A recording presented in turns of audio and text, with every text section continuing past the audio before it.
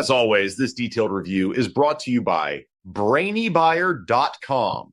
Shop smarter. Be a brainy buyer. Okay, so we're looking at two propane grills, the Charbroil Classic 2-burner and the Weber Spirit E-210. Both are popular, but there are some key differences. Yeah, I see that. The Charbroil is significantly cheaper, like around $139 compared to the Weber's $499. That's a big jump. Definitely. But let's look at what you get for that extra money. The Weber has a larger primary cooking area, 360 square inches, versus Charbroil's 280. Plus, it has a warming rack, bringing the total to 450 square in. More space for burgers. True. Space is important. What about power? I want something that gets hot. The Charbroil boasts a 20,000 BTU rating. I don't see a direct BTU rating for the Weber, but it's listed at 7744.5 watts, which converts to about 26,400 BTUs. So the Weber has more power. Okay, interesting. What about build quality? I want something that will last a few seasons at least.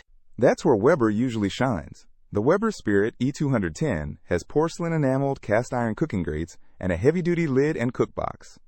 The Charbroil has porcelain-coated wire grates, which are fine, but not quite as durable. So the Weber is built to last longer? Seems that way. Customer reviews echo that sentiment. People rave about the Weber's build quality and ease of assembly. The Charbroil gets good reviews too, especially for its value, but there are some comments about assembly difficulty. What about features? Does the Charbroil have anything special? It does have a side burner, which is handy for sauces or sides. The Weber doesn't have a side burner, but it has 6 tool hooks, which is nice. Side burner versus tool hooks. That tough choice. What about size? I have a small patio. The Charbroil is a bit smaller overall, at 24.1 DX 45.6 inches WX 43.5 inches H, while the Weber is 32 DX 50 WX 63H. So the Charbroil is more compact. Okay, so to recap, Charbroil is cheaper and more compact, with a side burner.